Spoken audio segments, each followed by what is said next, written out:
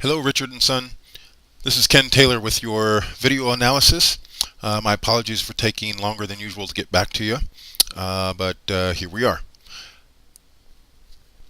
After looking at your running style on video here, not shocked with you, Richard, as far as teaching your son how to run.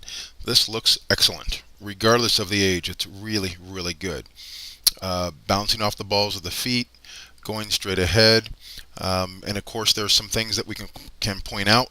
However, it looks good.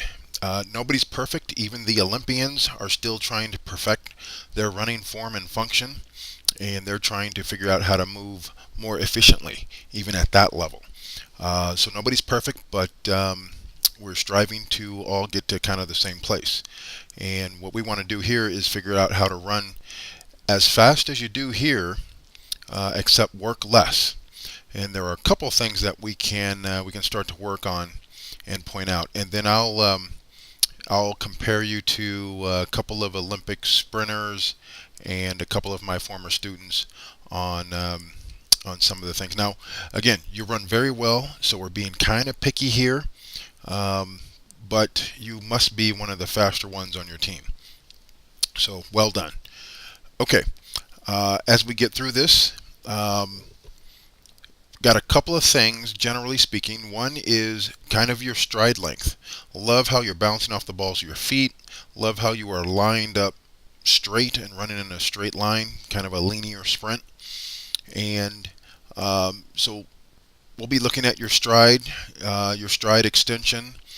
You could use a little bit of more of a full extension on your stride, on your cycling down action, and then we'll get to that. And the hand height, your hands are coming up a little bit high, and then there's a little bit of a body twist and a shoulder shrug, mostly on the left side, which kind of helps twist your body, and we'll show you that as well. So looking at your, and I don't know if you've had a long time to just kind of sit and look at yourself running on video, but I tried to keep the loop going so you can see that. Okay, so as you're running here, what we can see is that your strides cycle down. So what should happen is, and I hope I can get the right tool here, is your stride should cycle from here and should cycle straight down. Now, whoops, come on. And now your leg does that. However, it does not kind of reach out in front, and we don't want you actually reaching or overstriding, but we want to get a full extension. Okay, can you see how when your leg gets here, your knee is bent? This should be more of a straight line, kind of going from here to there. Now your leg won't be straight, it won't be locked out, but it should be a little bit straighter. Okay, but I do love the fact of how you actually cycle down quickly. Okay, and there you can see it coming up short. So let's look at the pose of a couple of people here. Okay, this guy over here to the top right, Olympic sprinter, and I can back this up so that you can see the other sprinters in super slow motion. This young man down here to the bottom left, he was 7 years old at the time when he did this, when he started running really well. So I use this as an example just to show that age doesn't really matter. But you can see where their feet are, where your back foot is, right here. Okay, and if you look at everybody else, when their back foot is there, their leg is in a straighter, kind of a more fully extended position at that time. Okay, and what that will do is that will give you more range of motion and give you more power and more leverage as you actually cycle down and almost kind of pull back to have your foot hit under the ball, the center of your gravity. And now we'll back these guys up a couple and let it run for you. And you can see how their knee is coming up. By the way, yes, love your knee height. Knee height is awesome. I work a lot with athletes on getting their knees high so that they can actually cycle down. Yours are already like that, okay? But here you can see how his back foot was where yours was, and look at his leg coming straight down, so he's getting full range of motion here. Okay, so that's your stride. You can and be careful to overstride. We don't want to overstride. If we make any mistakes, it'll be to lengthen your stride 1 to 2 inches versus 25 inches. Okay, going back to your arm height, how high you bring your hands. You look like you're running well, but you look like you're using about 20% too much effort to execute the run that you are executing. So if we bring your hands down, that will also help with the twist that you have that we'll show you later. Okay, see how high the hands are going? Okay, kind of hard to see, but your hands are really, really high. Your fingers should come no higher than your chin on that same side of the body. Okay, and I'll show you these athletes running. Watch how smooth they actually run. Okay, he'll do a little pick up here, and he's 7. Look at that, very still head, no motion in the head at all.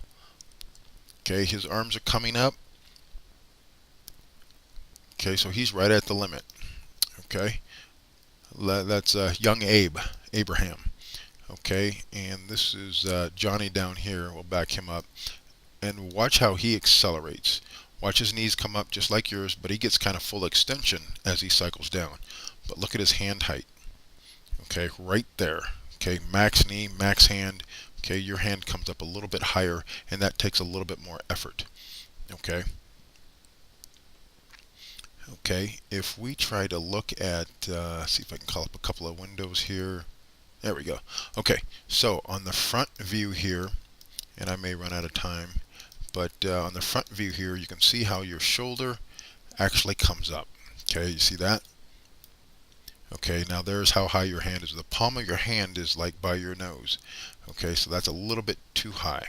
Okay, now what happens when the hand comes up like that is it usually takes a little bit of effort to bring it down. You see how your knee is dropping down?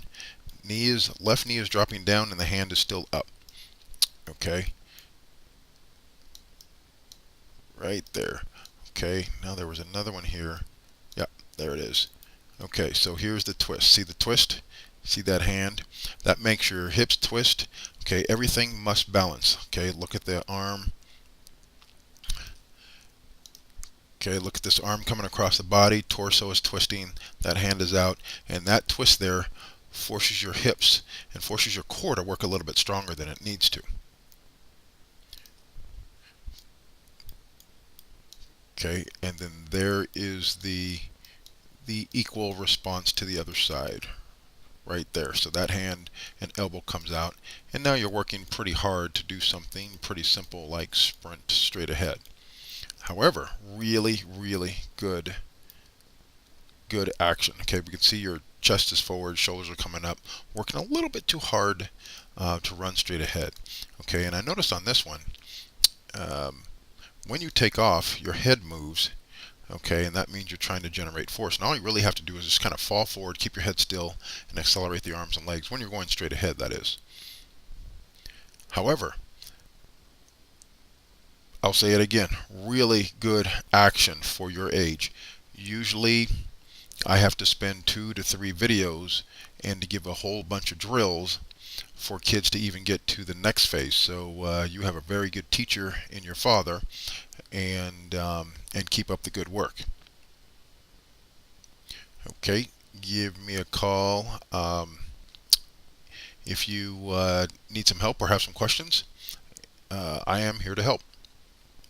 Okay, talk to you soon.